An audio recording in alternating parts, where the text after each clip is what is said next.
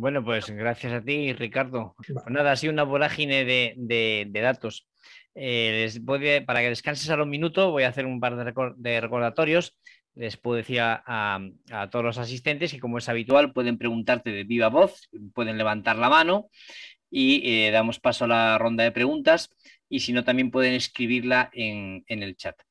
Nuestro compañero de Junta Directiva, Sergio Pavón, el que tuvo la amabilidad de introducirte, de presentarte, ha levantado la mano, así que te querrá hacer ya alguna pregunta. Pues adelante, Sergio, cuando quieras, puedes abrir tu micrófono y nada, hacemos la... Sergio, ¿me oyes? Sí, sí, sí, creo que Pues me oís ahí vosotros, estás. ¿no? Venga. Sí, sí, pues muchísimas gracias al ponente por esta súper interesante conferencia que nos ha dado. Yo tenía un par de preguntas más concentradas en lo que es el Camino de Santiago. Has hablado antes del códice, del códice, creo que era Calixtinus, ¿no? O igual me equivoco, quizá fuera otro. Bueno, este es el libro, desde tu punto de vista, el más importante sobre el Camino de Santiago. Esa sería mi primera pregunta, por favor. Bien, desde luego es el libro más conocido. Es la primera, sobre todo, como os comentaba antes, es un libro, es un compendio de varios libros escritos durante varios siglos. Normalmente los códices, ¿por qué le llaman Calixtino, no? Y se le atribuye al Papa Calixto, cuando Calixto no fue el que lo escribió, ni mucho menos. Lo que pasa es que los códices medievales siempre se solía poner como autor, por el tema de la resonancia, al Papa que en su momento, cuando se editó, cuando vio la luz, ¿no? El libro, como digo, se le atribuye a Américo Picot, también realmente como un monje, pero fue escrito por distintos autores. Desde luego, el libro quinto de esos 5 libros que lo compone sí que es la guía más cercana, la primera guía del peregrinaje mundial de la historia. Pero no es, para mí, desde mi punto de vista, es decir, es el más importante en ese sentido, debía de ser casi, a nivel del peregrinaje, como saltando a la distancia, como el digesto que os comentaba del tema romano, ¿no? Pues de aquella, para la Edad Media, ese código, digamos, tuvo un montón de traducciones, un montón de difusión oral y escrita, y tuvo una resonancia enorme. Pero a nivel historiográfico, he de decir que tiene tanto más importancia el tumbo A y tumbo B de la Catedral de Santiago. El tumbo A, los tumbos de las catedrales, recogen la historia de lo que es la catedral casi desde los inicios hasta el final. En todo caso, como para responder a tu pregunta, yo diría que a nivel, digamos, de eco y de resonancia mundial, el Codex Calixtino. A nivel historiográfico, yo me quedo con el tumbo A de la Catedral de Santiago. Muy bien, gracias. Pues bueno, gracias por eso. La segunda pregunta es, evidentemente, usted se ha referido a caminos de Santiago que empezaban, no solo empezaban los Pirineos, empezaban en Alemania, empezaban en Suecia, empezaban en Dinamarca, e incluso me he llegado a informar que había caminos de Santiago que empezaban en Rusia. Claro, todo esto ocurría cuando, digamos, que no ha habido un cisma en el cristianismo, ¿no? Y según tengo entendido, con las guerras de religión, etcétera, a partir del siglo XVI, incluso a los países protestantes se les llegó a prohibir hacer el Camino de Santiago. Creo que era Lutero, ¿no? Si no me equivoco. Sí. Llegó a prohibir, o sea, Sí. hubo una decadencia, digamos, del Camino de Santiago, porque hubo ya parte de los europeos que no venían. Sí. Hubo siglos, Ahora, efectivamente. intentando darle la vuelta ahora, si vemos el Camino de Santiago hoy día, puedes ir a un albergue y te puedes encontrar con 4 protestantes alemanes y 2 luteranos noruegos durmiendo en el albergue contigo. Entonces, mi pregunta es la siguiente. ¿Podría el Camino de Santiago hoy día intentar unificar lo que se perdió hace siglos? Sí, realmente el Camino de Santiago actualmente, quien hace el camino, probablemente la mayoría de la gente que está conectada a este foro habrá hecho el camino, sobre todo el camino francés, que es el más secundado. Era el más secundado en el siglo XII, con mucha diferencia, aunque luego después, como bien comenta Sergio, hubo momentos en la historia en los que evidentemente fluctuó. No todo, ni una relación de pareja es lineal, y mucho menos un peregrinaje que ha durado un milenio. Ha habido momentos de bajada importantísimos o momentos de subida importantísimos. Lo de Lutero fue una etapa, pero no solo esa. El tema es que actualmente, por eso traía a colación esa letanía del Codes, donde se decía no solo la cantidad, sino la gran variedad de gente que acudía al camino.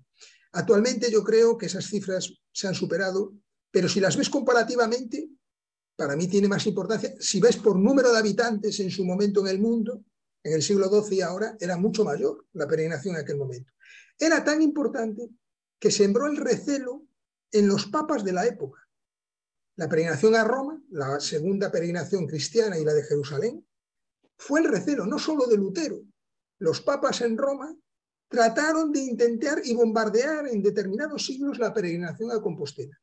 Y sin embargo, el apóstol peregrino, el único apóstol considerado peregrino, ha pervivido durante más de 1000 años. Yo creo que si hay algo importante, yo lo digo siempre, yo soy coruñés, y Coruña se conoce por la Torre de Hércules ahora. En su momento se conoció sobre todo por el mar Egeo, que fue el que encalló en la Torre de Hércules, y por el Deportivo. Pero si por algo nos conocemos Galicia, y por eso decía hispanidad y galleguidad, es por el Camino de Santiago. Yo creo que el Camino de Santiago ahora aglutina unas sinergias y unos intereses como ningún otro fenómeno a nivel mundial. Y haces el camino y lo que comentas tú, ¿no? Ves coreanos, japoneses, orientales, japoneses que han hecho los caminos propios de Japón. En el trabajo que preparé, ¿no?, para mi tesis doctoral, hubo una introducción en la que yo combinaba todas las peregrinaciones mundiales, la hindú, de todas las religiones además. Ninguna, y os lo diré de verdad, como la de Compostela, como la de Santiago. Y eso es un valor que se ha potenciado en los últimos años, porque ha habido un derecho administrativo muy importante para poder aglutinar con las leyes, digamos, de protección de los caminos. Lo que pasa es que actualmente, desde lo que es la Constitución y todo el boom del peregrinaje, el derecho lo que hizo fue la protección sobre el camino, los lindes del camino, las ampliaciones del camino y la protección del camino. Y medievalmente, históricamente, lo que se protegía era la figura del peregrino. Yo abogo porque actualmente debía de haber una protección también especial del peregrino, mayor de la que hay actualmente, en determinados ámbitos. Como antes eran peregrinaciones que igual duraban años, no solo meses, años, la ida y la vuelta. Muchos morían por el camino, tenían que testar en hospitales, se permitía el testamento, había todo un derecho mercantil en torno al... No os ni imagináis el entramado jurídico que los distintos reyes, entre las partidas, el foro real, el foro juzgo, los foros de Castilla, pero claro, eso daría para otra conferencia, se plasmó. De ese derecho se valían los hispanos y todo el peregrino que venía a España. Ese derecho hasta ese momento, por eso yo hablo de esa semilla de solidaridad que no, limosna, por ejemplo, se prohibía la limosna. Los pillos, los pícaros en la posada, tal, eso estaba terminantemente prohibido. Pero la solidaridad de los reyes, el no pagar peaje ni portazgo, por ejemplo, en Autares, o por ejemplo en Sant-Piu-de-Port, o después cuando llegaron a España en determinados puertos, al llegar a Galicia, todo eso fue marcado por esa solidaridad que hasta ese momento no había existido. Y eso no solo se nutrió de todos los españoles, como digo, sino de toda la variedad. Por eso, como tú bien apuntas, y yo lo digo así, actualmente vienen, pues efectivamente, y hubo caminos, tú lo ves, ¿no? A veces te dibujan el camino. Tal. Realmente, ahora que estamos de confianza entre nosotros, yo lo que sí digo es que el camino real, el único camino auténtico, fue el francés. Posteriormente, el inglés, como digo, fue fundamental. El resto de caminos se fueron haciendo, ¿no? Ahora ya está la casuística, ¿no? Porque todo el mundo, pues hay caminos de todo tipo, ¿no? Es decir, incluido hasta el de la Antártida. Aunque el de la Antártida es más restrictivo, obviamente. Porque el Comité Polar Español no deja ir a ninguna persona a la Antártida de pisar la Antártida si no lo permite. Ya no es un tema que tal.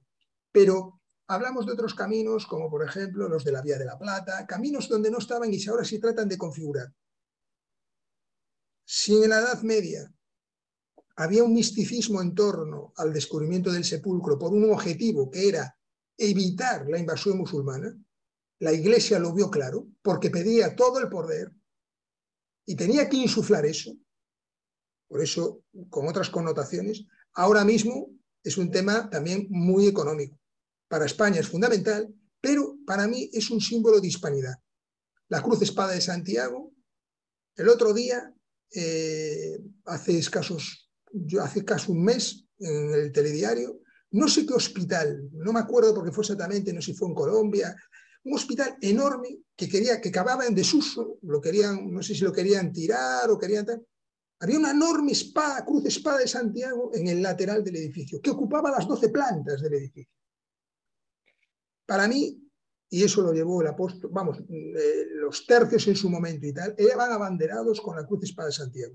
Y es un valor hispano que tenemos y que no tiene ninguna otra nación. Ninguna otra nación. Y yo creo que debe impulsarse, a sabiendas de que el 25 en Santiago, pues fue un buen momento para... Por eso yo forcé. Ahora podéis entender un poco que el título, ya sé que los títulos lo mejor lo más corto, ¿no? Antártida, ¿no? El primero, el camino a la Antártida, y ya está, ¿no?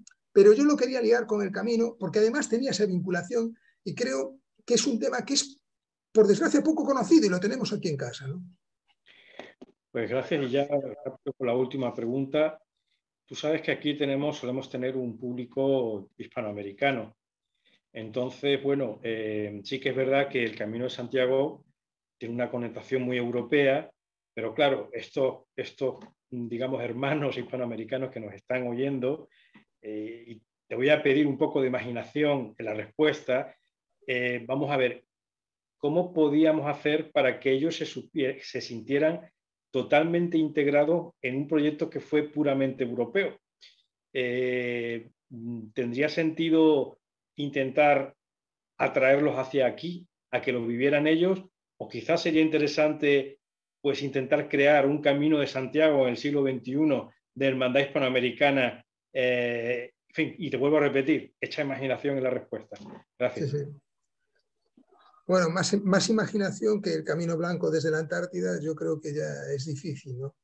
Porque el Camino Blanco desde la Antártida conlleva sellar la Compostela en la base Gabriel de Castilla, cruzar el mar de Oces, que yo no lo llamo paso de Drake.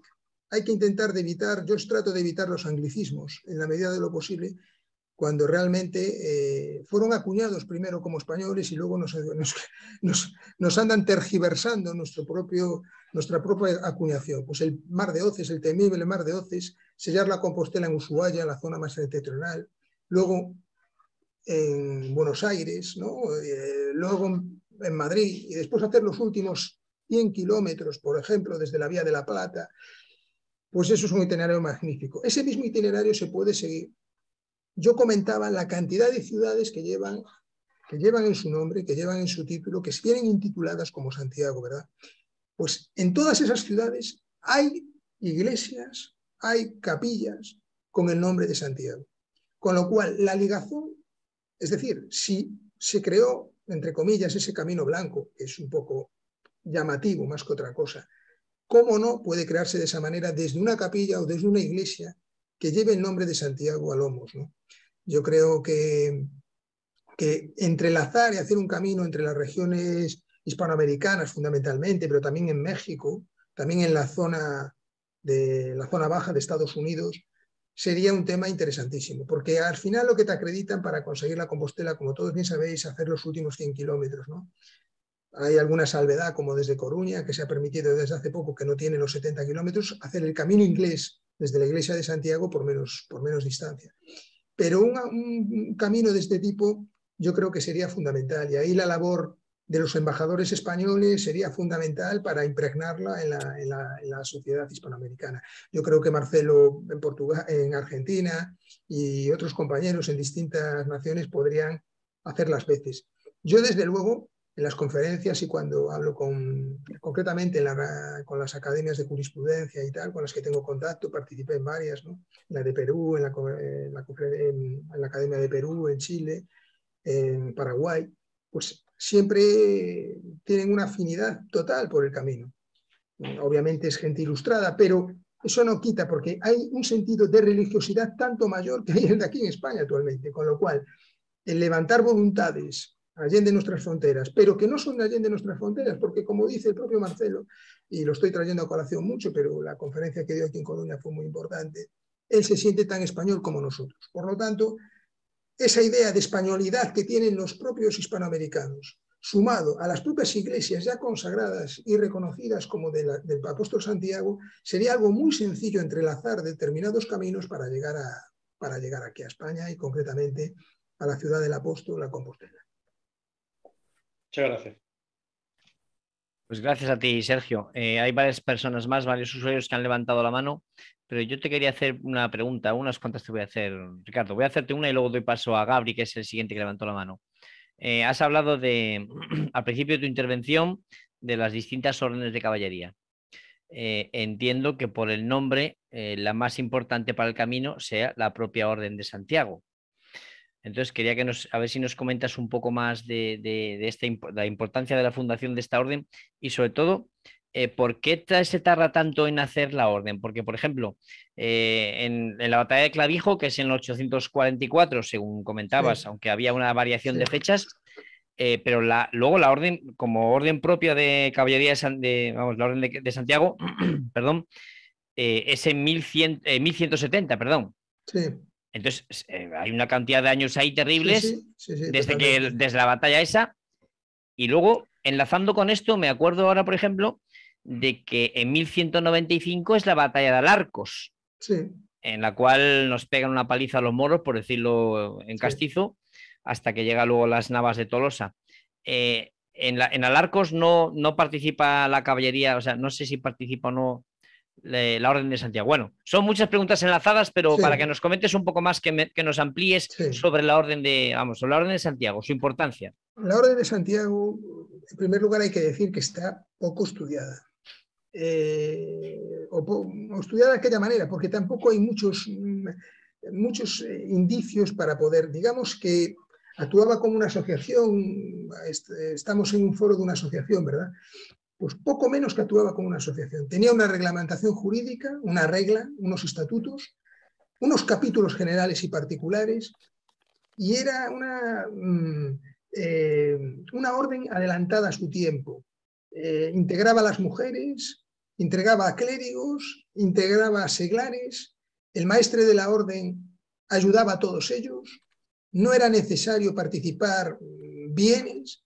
Lo que sí que era fundamental era poner el valor humano y el valor de ayuda, ¿no? De colaboración y de solidaridad nuevamente.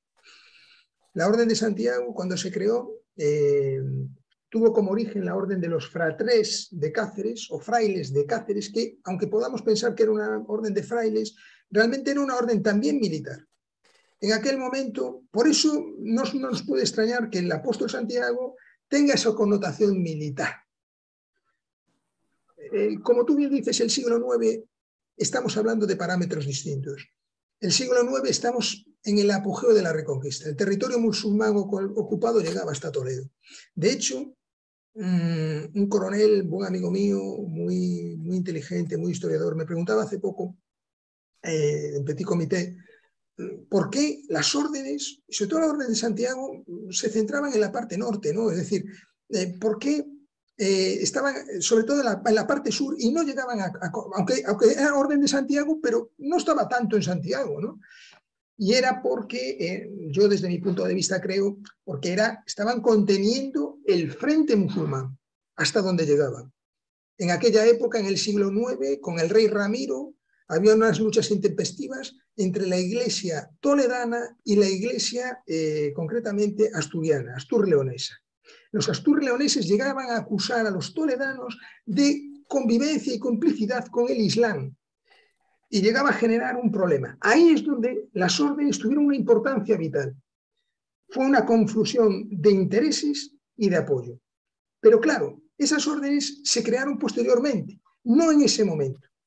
¿Por qué no en ese momento? De hecho, la batalla de Clavijo, tú la databas del 800, como yo te comenté, como yo comentaba, 844, pero casi todo el mundo, salvo que haya restos arqueológicos, es como el tema bíblico. Estoy dando saltos, pero es como el tema bíblico. La Biblia reconoce que el apóstol que vino a hispanizar, a cristianizar Hispania, le correspondió al apóstol, pero no hay restos que lo acrediten. Nos fiamos de las escrituras. Sabemos que volvió a Jerusalén, lo que os comentaba de la traslatio. Pues la batalla de Clavijo hay que situarla en ese mismo sentido. Es una cuestión de fe. Nadie le va a poner a un musulmán un criterio de la Kaab, que allí es un meteorito, pero tiene que ver con Mahoma. Pues aquí en este caso la Iglesia en el siglo IX, dada la ausencia de esa orden militar y el empuje musulmán potente, utilizó determinados símbolos que toda leyenda trae de sí su realidad. Es la diferencia que os comentaba entre lo histórico y lo historial. Pero no, digamos, no era la confluencia que se generó en el siglo XII, donde se creó el germen totalmente absoluto para la creación no solo de la Orden de Santiago, sino del resto de órdenes militares. Y eran órdenes que se creaban con afán, como por ejemplo son las milicias urbanas actualmente, de apoyar, digamos, a los nobles y tal, con un afán absolutamente militar, pero no solo militar. Y como yo os comentaba, el resto de órdenes, Alcántara, Montesa, Calatrava, solo se ceñían a la lucha contra el musulmán. La Orden de Santiago fue la única en España, junto, como os comentaba, con la del Temple y la de San Juan de Jerusalén, que protegían el peregrinar, el caminar del peregrino. Y lo protegían siempre compelidos por la Iglesia. La Orden de Santiago, para mí, es sin duda alguna la orden de preeminencia y de la orden de más importancia de España, más que incluso que la de Calatrava. De hecho, el maestre de la orden, en momentos históricos, llegó a tener tanto poder casi como el monarca. Después del monarca venía el maestre de la orden. Si tuviera aquí, todos conocemos el cuadro de las Meninas de Velázquez, ¿verdad? Y todos sabemos que Velázquez, cuando lo pintaba, se autorretrató en el cuadro. Bien, cuando se autorretrató, si lo veis o lo visualizáis en mente, pena no poder disponerlo, pero lo podéis mirar en Google, veréis que solo tiene una cruz espada de Santiago en el pecho, nada más, cuando él tenía un sinfín de condecoraciones. Se sabe que en ese momento Velázquez no era miembro de la orden y que lo pintó en su traje para así conmover al monarca y le diera el honor de ser miembro de la Orden de Santiago. Yo creo que con esto lo estáis poniendo, aquí, ahí está, efectivamente. Esa ayuda que me estáis haciendo me vale perfectamente, esa orden, efectivamente. Ese tema tan anecdótico, solo eso en sí mismo ya puede decir lo que era el significado de la Orden de Santiago. El poder militar, el poder político y el poder de intervenir en lo que eran los devenires de la monarquía, de lo que era el movimiento español, era fundamental. Pues un sinfín de militares españoles, tanto de la Armada como de tierra, de los tercios, llevaban la cruz espada de Santiago. Por eso yo lo digo y la traigo a colación aquí, y por eso en una asociación como la de Héroes de Cavite, donde la hispanidad es fundamental y donde estamos en un año de Santo Jacobeo, por eso este título, y yo creo que ahora Alberto puedes entender un poco lo que me preguntabas al principio, lo extendí un poco más, porque quedarse solo con el tema de la Antártida era desvirtuar la conferencia en sí misma. Lo ligué a lo de la Antártida porque sé que queríais hablar de eso, pero para mí tenía tanto más importancia en un momento como el actual, donde en los años anteriores ha habido tantos atentados contra símbolos hispánicos, lo importante que es entender lo que España hizo por la civilización, digamos. Y la Orden de Santiago, yo creo que con ese ejemplo, Cervantes, en el Quijote, pone a la orden en uno de sus pasajes, en el capítulo 5, pues también como algo fundamental. No solo en el Quijote, sino en Las dos doncellas, que es otra novela menor, también habla de la orden, pero más del camino. Pero es algo que la literatura posterior a la literatura medieval lo mantuvo impregnado. Y la orden aparece representada en muchos de ellos. La Orden de Santiago, como digo, quitando después las repúblicas que hemos tenido en España, que fueron las que la suprimieron, su ego se repuso. Ahora está como un título, digamos, honorífico. Yo, por ejemplo, soy caballero de la Orden del Camino de Santiago, pero no de la Orden de Santiago. Ahora está mucho más, digamos, no es como, por ejemplo, la de Malta, que ahora mismo tiene un auge, es la que mantiene, digamos, el sentido de las órdenes de caballería antiguas actualmente, ¿no? es la que sigue manteniendo. Ahí sí que hemos tenido un debe en ese sentido, ¿no? ¿Y qué hacen las órdenes, ¿no?, de Santiago? La Orden de Malta, como heredera de la Orden del Temple, hace algo que sigue manteniendo ese apoyo a los peregrinos actualmente. Increíblemente, vais a ver a una persona que yo la conozco y tal, que forma parte de la Orden de Malta, donde se sellan las compostelas, cuando lleguéis, muchas veces está ahí. Y la Orden de Malta aparece representada. La Orden de Santiago en su momento tenía tanto o más valor. Eso no obsta que la Orden del Camino de Santiago tenga ahora mismo una proyección que está en un sinfín de países y con un montón de embajadas, ojo, pero no es la auténtica Orden de Santiago inicial, que, como digo, se creó en otras condicionantes y en otras situaciones que no son las actuales, ¿no? Pero sin duda, eso, creerme, la Orden de Santiago y ese ejemplo que os puse de Velázquez, yo creo que vale más que 1000 palabras. De ahí el título principal que pusimos a la conferencia, El Camino de Santiago como fuente de hispanidad, todo de lo que estás hablando ahora, ¿no? Y luego ya hemos entendido por qué del camino francés al camino blanco desde la Antártida, es que ahí puedes también... Efectivamente. Te pueden sellar la compostelana, ¿no? Bueno, efectivamente, como fuente de hispanidad, es bonito el título. Bueno, Gabri había levantado la mano, así que le voy a dar paso ahora. Adelante, Gabri, haz tu pregunta. Dinos, por favor, dile al doctor Ricardo desde dónde le hablas. Hola, buenas tardes, soy Gabri. Yo hablo de México y estaba viendo, usted que mencionó una parte de México, ¿cómo cree que afectó todo esa Orden de Santiago en América? Y otra pregunta, ¿qué opina de la ruta de Jacobea? Bien, muchas gracias por tu pregunta, Gabriel. Hay que decir que México es de las ciudades de Hispanoamérica que más importancia le dieron en la que los españoles, digamos, tuvieron una impronta mayor y donde la interacción, el mestizaje del que habla Marcelo Gullo muchas veces se produjo totalmente. La Catedral de México es la catedral por dimensiones más grande del mundo, lo cual ya quiere decir algo, y es de arquitectura netamente española. La Orden de Santiago, obviamente, muchos de los de la Orden de Santiago llegaron a ser virreyes en todos los territorios que les concedían, y obviamente la impronta de la Orden se dejó sentir, porque ese afán de solidaridad, de religiosidad, se mantenía. La ruta jacobea, yo desde luego os empujo y os animo a que desde México hagáis el camino, empezando desde esa gran y maravillosa catedral que tenéis en México de C, ¿no? Yo desde luego, si fuera mexicano, me sentiría español como casi me siento mexicano, ¿eh? Yo, cuando México va contra cualquier equipo en fútbol, lo sigo vivamente, o sea que yo creo que ahí somos hermanos de sangre. En su momento la historia nos unió, y todo esto que se está hablando o que tú irás por ahí del tema de símbolos hispánicos, yo creo que eso está más que hablado, pero es algo que no debe de olvidarse, que lo que aportó España y concretamente a México en lo que es el urbanismo de México, en las universidades y en la religión, pero la religión era un acompañamiento en el que la Orden Militar de Santiago no solo se ceñía, y bueno, todos los españoles que fueron allá a impartir justicia, que también la impartían, o a impartir...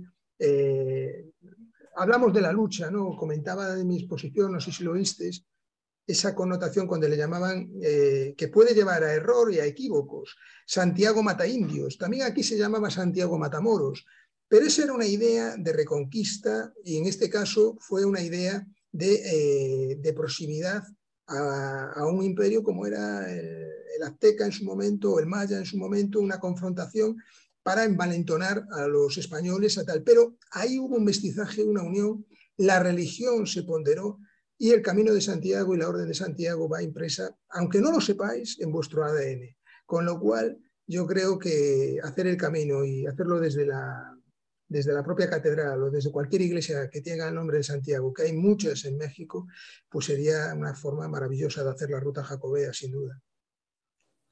Muchas gracias. Gracias, Gabri y Ricardo.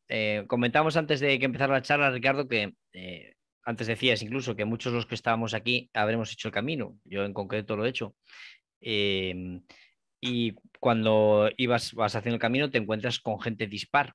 No de todas las nacionalidades que has leído antes, que ha sido un dato curioso, pero hablando de nuestros amigos hispanoamericanos, yo he estado hablando en el camino y caminando con ellos, con mexicanos, colombianos, argentinos, yo no sé si peruanos también, o sea, fíjate, que han venido desde América, desde Hispanoamérica, a hacer el camino, han venido aquí, habían empezado en Francia o yo qué sé, en Roncesvalles, donde fuera. O sea que sí tiene repercusión y muchísima gente, hermanos hispanoamericanos, vienen a hacer el camino. O sea que la llamada está hecha, ¿eh? Sí, sí. Pues... Bueno, no, dime si querías comentar algo. No, coincido contigo, porque yo he hecho el camino bastantes veces y hay distintos caminos. Y sobre todo en el camino francés es donde se ve, que creo que es el que tú hiciste, ¿no? Desde Saint-Pied-de-Port, desde Roncesvalles, es donde se ve toda esa interacción. Y evidentemente sí que lo han hecho, pero hay que pensar que Hispanoamérica es muy grande y yo creo que se hace grano a grano. Lo que ellos llevan de voz a voz, van a vivir sus experiencias y tal, pero nosotros desde aquí yo creo que tenemos una labor de potenciación que aún no se ha hecho todo lo que se debería y se podía hacer. Y creo que tenemos que seguir haciéndolo, sobre todo, como comento, los embajadores de España en cada uno de sus países. Te voy a leer ahora una pregunta que nos han dejado en el chat. Bueno, hay varios comentarios. Felicitaciones por tu ponencia. Vamos a ver por aquí, voy a empezar. Nos lo dice nuestro amigo Antonio Elías desde Venezuela, que seguramente que luego también querrá participar porque le gusta colaborar y aportar información. Y te dice, excelente ponencia, doctor Ricardo, felicitaciones. Y te pregunta, ¿qué recomendaría para un visitante que va por primera vez a la Antártida? Aunque yo creo que ya has comentado, Ricardo, que no puede ir todo el mundo, que hay que pedir permiso especial o algo, no sé cómo es. Bueno. Para que os hagáis una idea, cuando se hizo el libro de lo que es la Antártida, Logística en los confines del conocimiento, que tardé 3 años en realizarlo, toda la documentación facilitada se encontraba en Zaragoza, en la Brigada Logística, y posteriormente todo lo que fue el organigrama de personas que colaboraron, entre ellos los vulcanólogos concretamente en Cádiz y también en Valencia, en Madrid, toda esa zona, todo eso fue toda una labor interesantísima, importantísima para poder llegar a conocer todo lo que es la Antártida. En todo caso, hay que decir que para poder acceder a ello, el Comité Polar Español, como los comités polares de cada uno de los países, cada vez establecen y además es normal, unas exigencias más restrictivas para poder acceder no solo ya a las bases, sino a pisar territorio antártico. En ese sentido, el Comité Polar Español, dependiente concretamente del Ministerio de Ciencia y Tecnología, el año pasado, hace 2 años concretamente, tuvo unas modificaciones y donde si antes se permitía acudir a la Antártida por tema de investigaciones, digamos, históricas o de algún tema, actualmente solo puede ser por proyectos de I+D+I. En todo caso, eso no obsta, porque además el protocolo antártico lo hace de preservación entre los países, de que haya una serie de posibilidades de visitar la Antártida. Otra cosa más difícil va a poder ser sellarla, o que algunos de ustedes puedan sellarla en la base Gabriel de Castilla. Eso es un tema mucho más complejo y difícil de conseguir. Ricardo, ahora que has hablado otra vez de la base Antártida y eso, otra pregunta que se me ocurre. En las bases, en Gabriel de Castilla o Juan Carlos I, ¿conviven civiles, conviven militares y conviven investigadores científicos? Tú has estado allí, has dicho en alguna ocasión, y conoces a gente dispar que ha estado en la base, militares, etc. ¿Cómo es esta convivencia? ¿Se llevan bien? Porque al parecer, son 3 estamentos, ¿no? Civiles, conviven bien, se ayudan, se turnan, los militares están siempre, protegen las bases. ¿Cómo es todo este tema? Vamos a ver, los militares hacen una preparación especial de confinamiento y pasan además determinados requisitos psicológicos para poder ir allí, ¿no? Es decir, no va cualquiera de los militares, hacen una selección específica de los mejores militares. Todo el mundo quiere ir. Estamos hablando de la misión en el exterior más antigua de todas las que lleva España. Y están periodos de 6 meses, creo, ¿no? No, son 4 meses, actualmente 3 y pico. Es decir, antes sobre todo se iba desde diciembre, a mediados de diciembre, hasta finales de marzo, y ahora por el tema de no poner en riesgo y tal la operación, se suele ir a finales de diciembre y enero, concretamente estar allí enero, febrero y marzo. Ya a mediados de marzo se empieza a retrasar. Una anécdota, hace cosa de 4 años, antes de la pandemia, falleció, fue el único fallecimiento que hubo, el capitán de fragata Montojo, en un accidente que tuvo en el Hespérides, cayó, no se encontró en 20 minutos, que se perdió su rastro y no se sabe bien, le pudo dar un vaído y tal. Bien, se retrasó la salida del buque de marzo a abril, por el tema de la repatriación del cuerpo. El Hespérides, para que os hagáis una idea, estuvo 4 días dando vueltas a la base, a la isla de Decepción, donde se encuentra la base, por las condiciones climatológicas que había, que tenía concretamente el Drake o el mar de Oces, ¿no? Entonces, bueno, ahí digamos que es una situación de confinamiento total. Aunque sean 3 meses y pico, lo llamativo y lo más llamativo de todo ello es que con todos los científicos con los que he podido hablar, comentar, conectar con ellos y con todos los militares, todos ponen en valor esa convivencia en la que después de un día de trabajo se reúnen en torno a una mesa y cuentan a la vez sus convivencias. Y lo más llamativo sobre todo desde la parte científica, porque los científicos son los que ponen más reparos a esa convivencia con los militares muchas veces. Y lo sorprendente es que casi con una unanimidad total hablan maravillas de toda esa labor que prestan los militares y la consideración que tienen muchos de ellos, con el último que he hablado y que he hablado de una gran conversación y tal, con Xavier Fonseca de la Voz de Galicia, que estuvo ahí para hacerlos, es el que se dedica al tema del medio ambiente y tal. Me decía que no conocía ni los rangos de los soldados ni nada por el estilo y que llevaba un auténtico miedo, miedo no, pero un respeto, el cómo se relacionaría con ellos. Y bueno, la respuesta que tiene es que para él ha sido una auténtica sorpresa y una auténtica devoción. Entonces, la verdad es que todo el mundo pone su grano de arena. En momentos difíciles o en los momentos complicados es cuando se demuestra donde hay una unidad. Y ahí, para que hagáis una idea, todo el mundo limpia los retretes, se hace su cama y convive como uno más. Ahí, aunque haya un rango o distinto tal, ahí no hay rangos. Digamos que en ese sentido la familiaridad es absoluta, ¿no? Ellos mismos se definen como una familia antártica. Una familia antártica y además hispana, antecedentes hispanos. Te voy a leer algún comentario que pone en el chat. Ricardo dice, por ejemplo, Antonio Rodríguez dice: brillante ponencia, Ricardo, excelente tu explicación sobre la aportación de la historia de España al Camino de Santiago, con la cruz, espada de Santiago y por ende de la hispanidad, que es la gran aportación... que es la gran aportación de España a la humanidad. Gracias por defender la historia de España. Este es uno de los varios comentarios que tienes de felicitaciones, de enhorabuena por la exposición, por tus conocimientos, por la pasión acreditada en la materia, dice Francisco. Bueno. Antonio vuelve a hacer otra pregunta, nuestro amigo de Venezuela, dice: gracias por la respuesta, doctor Ricardo. Y te dice después, te pregunta: entonces las bases solo están operativas desde diciembre hasta marzo. ¿En el día de Santiago no hay nadie en las bases? Buena pregunta. Mira, que va a ser dentro de unos días. Pues no, la verdad es que no, porque en las bases españolas, concretamente, como os comentaba en la conferencia, son bases temporales, no permanentes. Hay países que tienen bases permanentes, pero en España, desde el principio, desde el 87, que empezó la primera campaña antártica, 87-88 hasta la actualidad, han sido ininterrumpidas. Actualmente está en la 35, iniciándose la 36. Se ha hecho siempre durante el verano austral, meses de diciembre hasta marzo. Y aún así, cuando hablamos de veranos, entre comillas, porque es tan cambiante el tiempo allí que igual en 10 minutos, por esos vientos que os comentaba, pasa a ser de repente un clima totalmente distinto y la dificultad se vuelve enorme.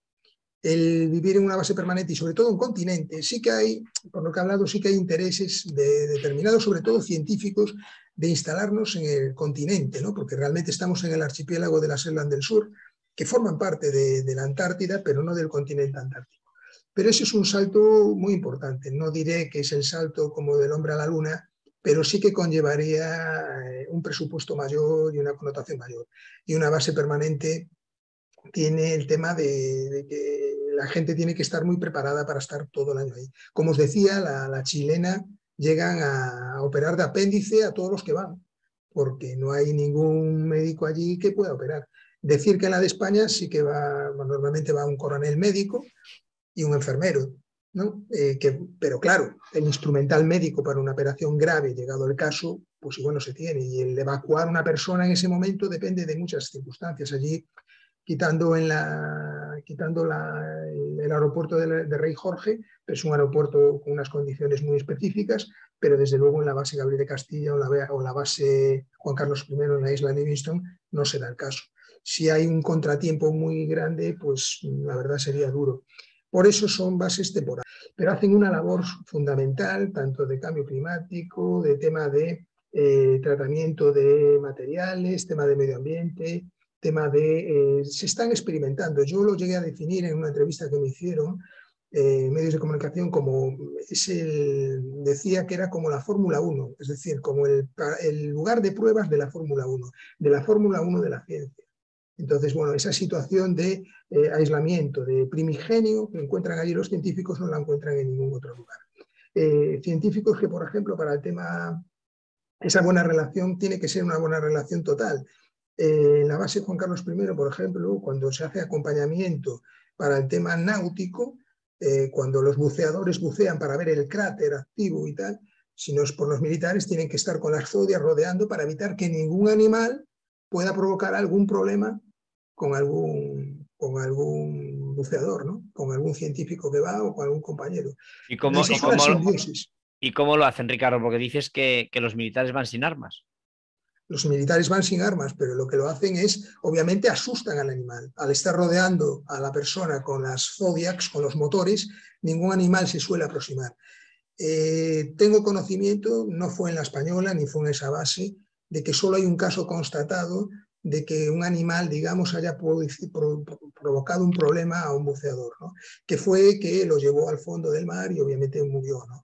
Pero pudo bien ser un león marino que quiso jugar con él o, si somos un poco más imaginativos, el animal más peligroso que tiene la Antártida, que es la foca leopardo, que pudiera atacarlo por intención, pero lo más probable es que hubiese sido un león marino, claro. Todo eso hay que hacer una protección específica, pero no con armas, claro. No con armas porque están prohibidas. Y ahí los científicos hay que romper una lanza por ellos, porque son situaciones muy complicadas, se juegan la vida. El que va allí sabe que no es todo un índice de probabilidades. Todo en la vida es un índice de probabilidades, pero las probabilidades de que te pueda pasar algo son mayores, gracias a Dios no lo hay. Y yo creo que con todos los científicos con los que he hablado se sienten reconfortados a esos efectos.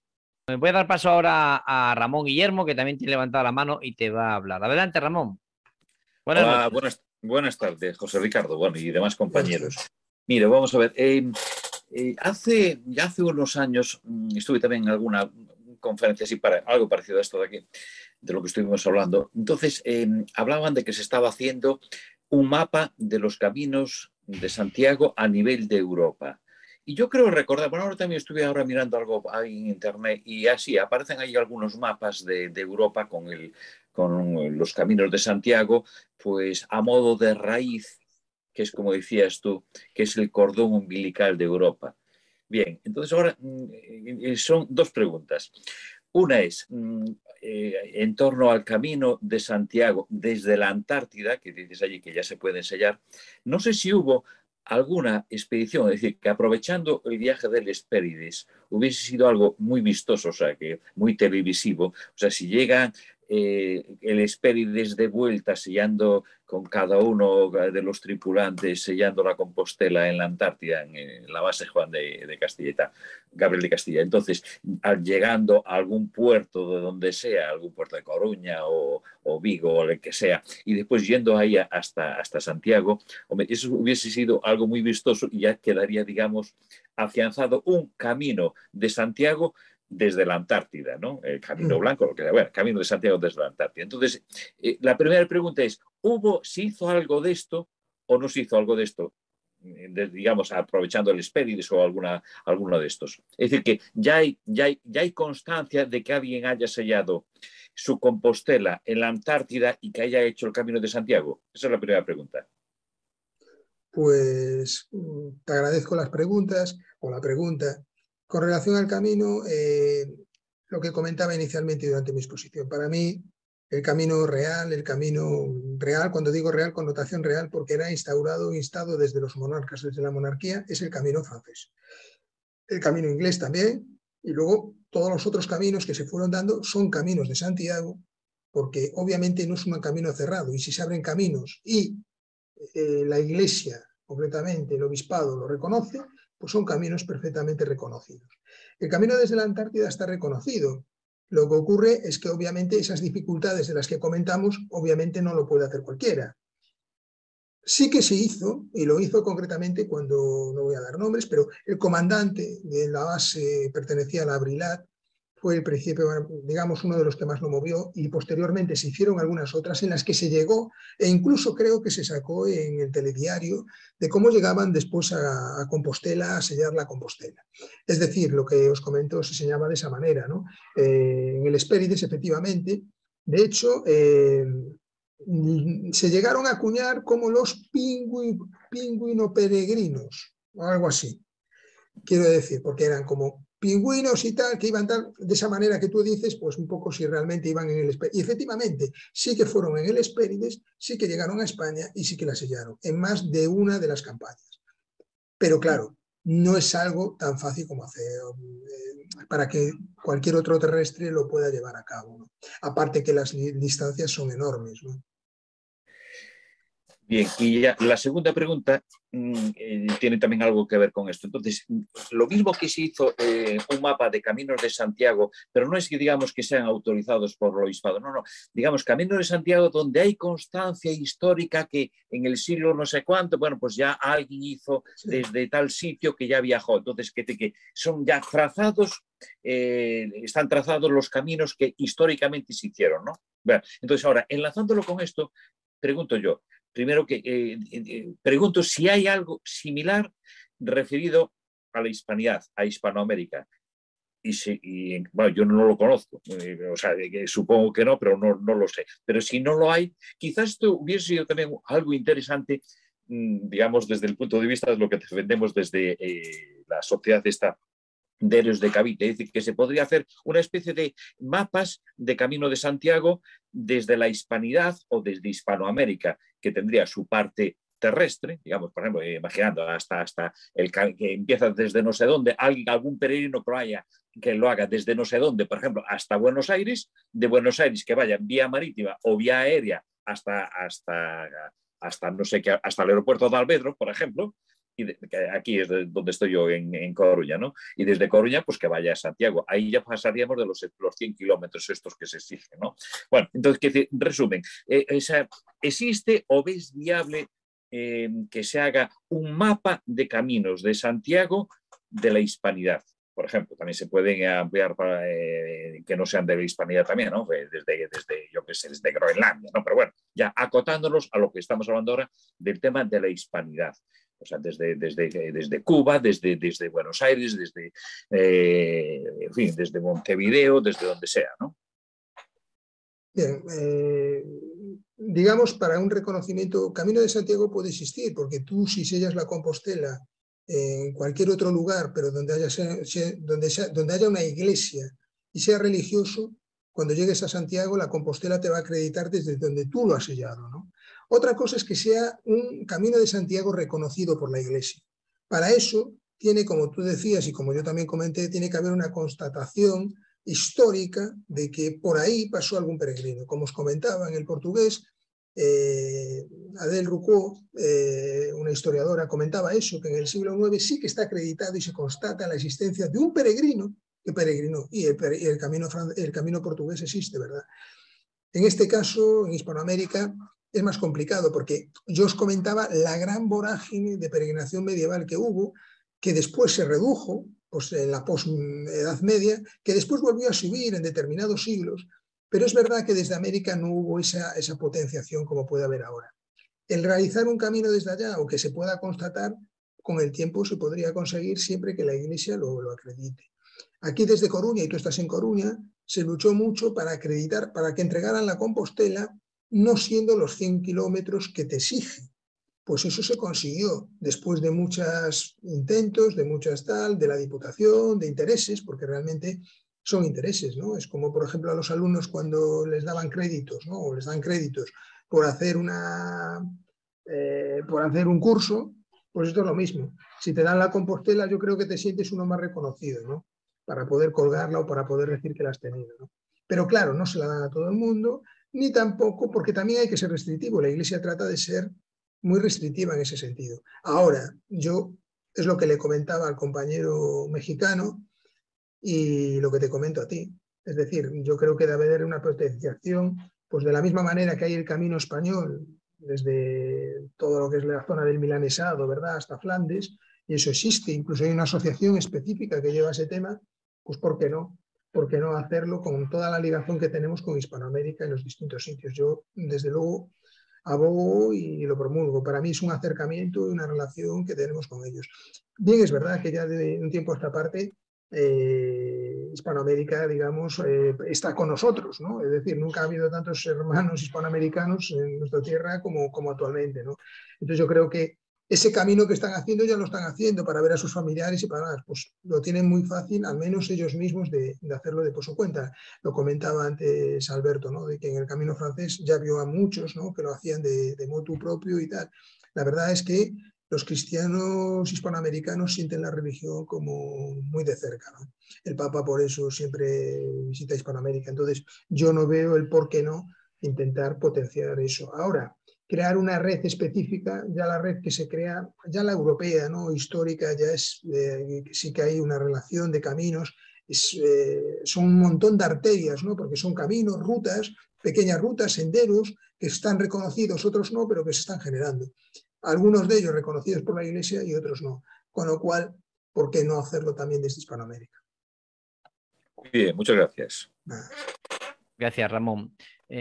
Ricardo, no me resisto a preguntarte o a pedirte que nos expliques qué significa por Santiago cierra España. Por Santiago cierra España. Bueno, es que ahí era el tema de cierra España del empuje musulmán. Era cerrar España a todo ese empuje musulmán que venía. Y Santiago cierra España, se lo decía, ¿verdad?, el apóstol al rey Ramiro. Y de hecho se recogió en determinadas cartas, determinados mensajes que también están entre la realidad y la ficción, pero donde sí que había la ensoñación, ¿no? Incluso Abderramán II, que invadía tal, también tenía la relación que le decía el apóstol Santiago. Entonces Santiago decía Santiago y cierra España en torno a lo cristiano, y dejando fuera a lo musulmán. Era una connotación muy de la época, muy alejada del sentido actual, porque ahora mismo es Santiago y abre España. Tratamos de abrirnos al mundo, eso sí que ha cambiado. Ha sido un cambio en ese sentido. Antiguamente también nos abríamos al mundo, pero había unos sentidos también, bueno, pues como ahora económicos y tal. Pero en su momento, en el siglo IX, que es cuando se gestó eso, por eso tú hablabas de la gran diferencia con el siglo XII y mucho más con el siglo XV y siglo XVI, con los reyes católicos y todo lo que fue el descubrimiento del Nuevo Mundo, donde ahí España ya se abrió, como somos ahora. En el siglo IX era otra realidad distinta. Y es ahí se gestó ese dicho de Santiago cierra España. Es que es una frase típica aquí bueno, lo conocemos sí. todos los españoles, pero bueno, seguramente muchos de nuestros amigos hispanoamericanos que lo van a escuchar este audio, este podcast, este canal de YouTube, no sabrían lo que significa. Nuestro amigo Antonio desde Venezuela levanta la mano, así que le vamos a dar paso, que ahora quiere hablar él y hacerte alguna otra pregunta. Y ya vamos a ir acabando, porque son las 12:28 hora peninsular, 1 hora menos en Canarias. Y yo creo, Ricardo, que ya estarás un poco cansado y habrá que ir acabando, ¿no? Bueno, yo estoy a vuestra disposición, nada, lo que digáis. No te ofrezcas, porque aquí en esta sala hemos estado, el último ponente que dijo eso estuvimos 2 horas más, así que vamos a ir. Adelante, Antonio, haz tu pregunta. Muchas gracias, Alberto. Felicitaciones otra vez al doctor Ricardo y gracias por las respuestas de las preguntas anteriores. Voy a aprovechar la especialidad del doctor Ricardo en Derecho, en Leyes, y también su experiencia acerca del tema antártico para hacerle una pregunta acerca de cómo él vislumbra la evolución administrativa política de la Antártida en el próximo tiempo, hasta dónde, 10 años, de aquí a 20 años, cómo usted vislumbra que será administrada la Antártida, porque si bien es cierto, existen estos tratados bastante pacíficos y bastante, digámoslo así, de bondadosos, también es cierto que la Antártida es muy grande, tiene muchas cosas, muchas reservas de agua dulce y otros minerales que pueden ser verdaderamente muy atractivos para muchas potencias. De hecho, veo que si bien España no tiene bases permanentes, muchos países sí las tienen y son entre estos países muchos de los que son hegemónicos a nivel mundial. Inclusive Ucrania tiene, por lo que veo aquí en internet, Ucrania tiene una base permanente o tenía una base permanente en la Antártida. ¿Cómo usted vislumbra el futuro de la Antártida, doctor Ricardo? ¿Cómo será la Antártida en el 2030 o en el 2040? Gracias. Muchas gracias, Antonio, por tu pregunta. Bien, 2020-2030, el Tratado Antártico va a seguir vigente. Yo creo que el problema de la Antártida viene más a medio largo plazo. Actualmente hay unos intereses mucho mayores en el Polo Norte que en la Antártida. En la Antártida, digamos, hasta ahora se mantiene el consenso del Tratado Antártico.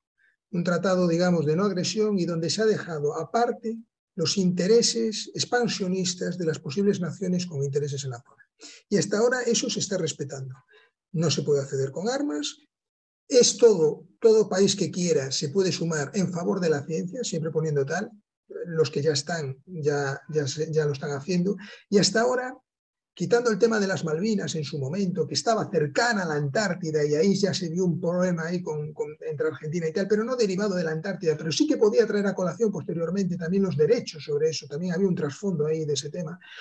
Realmente no le veo esa conflictividad. Sí que hay unos intereses a más largo plazo. Yo creo que el problema viene un poco de la mano del deshielo que se está produciendo en la zona del Polo Norte, la parte importante tanto de Rusia, tanto de Noruega, todos los problemas que pueda haber con Estados Unidos a efectos del poder explotar y del Reino Unido de poder explotar el Polo Norte. Hasta ahora yo creo que las naciones tienen puestos los focos, digamos, con sus ansias, digamos, de expansión, digamos, mineral y de intereses, digamos, de todo lo que es el Polo Norte, ¿no? Ese cambio climático en la Antártida no se está produciendo tanto como para que haya esos intereses. Llegar a la Antártida aún es complicado, aún sería complicado, aún con todo lo que hay ahora, aún sería complicado lo que es el traslado, ¿no? Estamos hablando de una distancia muy considerable. Entonces, el coste-beneficio, y eso que ya se está pensando, ojo, en Marte, ¿no? En otros países, pero aún así en la Antártida, y hay que pisar el terreno, nunca mejor dicho, aún se ve como algo, digamos, pendiente. Y además, como hay un consenso internacional, que no lo hay así en el Polo Norte, donde hay ahí ya un intento de titularidad de las zonas, de titularidad privada de las zonas. Hasta ahora eso en la Antártida no existe, se intentó sesgar, pero el Tratado Antártico supuso tal. Pues bien, el Tratado Antártico en las próximas décadas aún estará vigente. Y yo creo que todos los países van a intentar mantenerlo o prolongarlo. Ahí España tuvo después, posteriormente, en el Protocolo de Madrid, en el tema de medio ambiente, también un papel importante, ¿no? Y yo creo, sinceramente, que hay que abogar porque siga de esta manera, ¿no? Como un territorio virgen, ajeno a todos los intereses y a todas las potencias. Y creo que, como te comento, o como os comento, en los próximos años, en medio plazo, no creo que tenga tanto problema. El problema va a venir más por la parte de arriba, por el Polo Norte, y luego, una vez que se sacie todo ese apetito de materias primas nuevas en el Polo Norte, pues dentro igual de 100 años o la Antártida puede tener realmente problemas. Muchas gracias, doctor Ricardo. Un placer escucharlo. Ricardo, pues te voy a hacer yo la última pregunta, el último comentario, y luego ya vamos a dar por finalizada la reunión, que yo creo que ya ha estado bastante bien, a no ser que surja alguna pregunta así ahora de última hora y que la quieras responder. Has manejado el concepto de solidaridad durante toda la noche. Para los católicos hablamos de beneficencia. Si fuésemos masones, hablaríamos de filantropía. Lutero hablaba de caridad.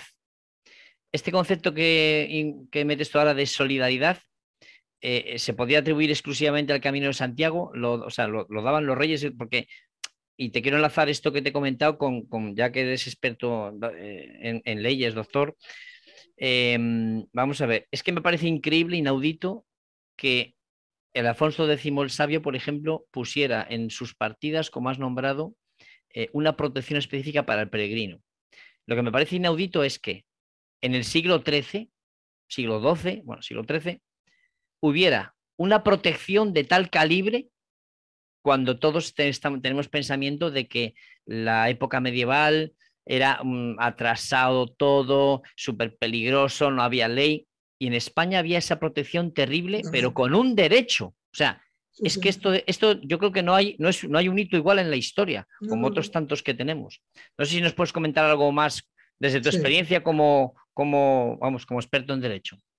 Vamos a ver, los juristas historiadores que han tratado el tema, que hasta este siglo XX ha sido muy poco, se había tratado muy poco ese tema, se ha llegado, digamos, a un consenso de que estamos hablando de un auténtico estatuto jurídico del peregrino medieval. Un estatuto jurídico que se impregnó en las distintas leyes, no solo de las partidas, no solo por los reyes católicos, sino ya anteriormente en el fuero real, en el fuero juzgo, en los fueros de Castilla, en los fueros de Estella. Todos los monarcas tuvieron una sensibilidad a instancias del clero de protección del camino. Veían claramente que era un elemento fundamental para vertebrar España, para sus propios intereses mercantiles y para la pacificación de las zonas, de los reinos entre ellos. Y todo eso lo trasladaron a una legislación detallada, casuística, como no hay hoy en día. Es decir, fueron en ese sentido adelantados a su tiempo y crearon, como tú bien comentas, en muchas otras cosas que no se conocen, crearon un auténtico estatuto, pero no solo el tema penal. El tema penal, el tema del peligro que había en ese momento, la mayor parte eran zonas, pues no es como ahora, que las ciudades son enormes, que hay un tejido urbano muy importante, el tejido urbano que era muy limitado. El robo, el asalto al peregrino, la picaresca, los maleantes, estaba todo acechando. Pues la protección penal era fundamental. Se llegaba a sancionar con la horca al que agredía al peregrino, al que le robaba. El peregrino habitualmente lo que portaba eran sus propios bienes de subsistencia y con aquellos souvenirs que ellos igual comerciaban. Las partidas, incluso otras normas y tal, incluso llegaban, algunos hablan de equiparar a los mercaderes y a los peregrinos. Yo digo que no, porque el fin espiritual era distinto el uno y el otro. Unos comerciaban para conseguir un rédito económico, mientras por eso le prohibían, por ejemplo, a los mercaderes, no tenían esos derechos de paso tan claros o tan evidentes como tenían los peregrinos, y en cambio los peregrinos les premiaban con eso. No les cobraban portazo ni peaje alguno para pasar determinados peajes.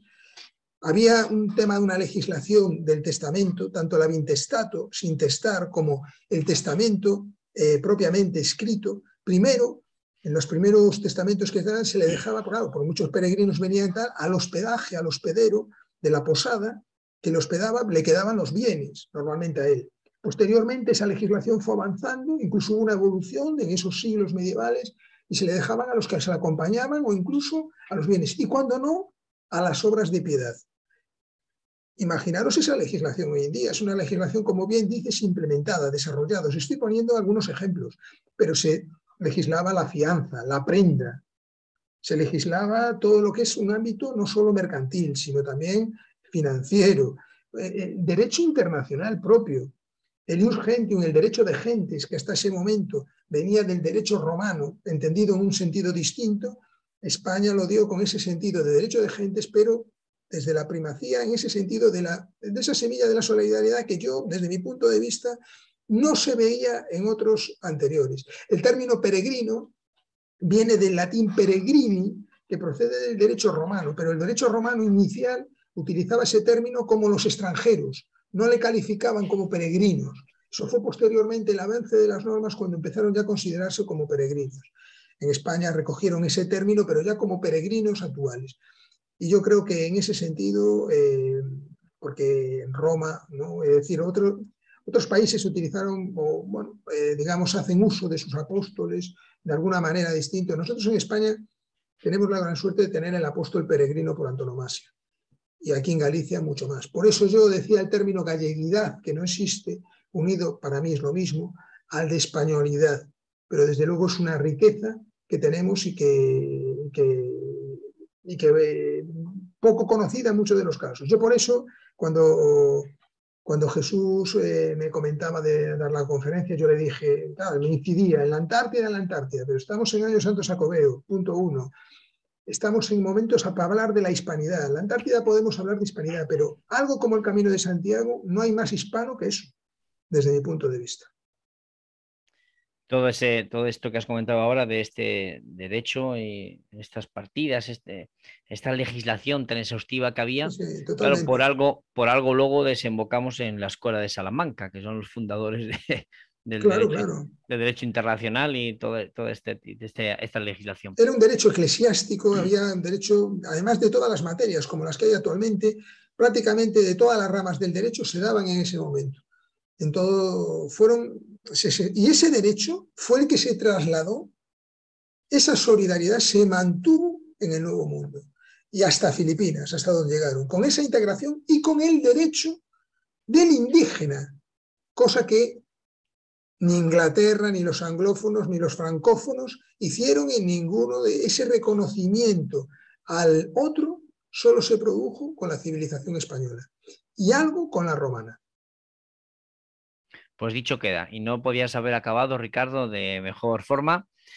Bueno, pues nada, vamos a dar ya por finalizada la sesión, vamos a dejar de grabar y bueno, pues te agradezco, voy a agradecer a Longhi que está por ahí contigo, que nos haya presentado y que te haya hecho partir. Longhi, aparece por ahí, hombre, asoma tu cara. Muchísimas gracias por traernos a este verbo, a esta vorágine de hablar que ha sido hoy el doctor Ricardo Pardo.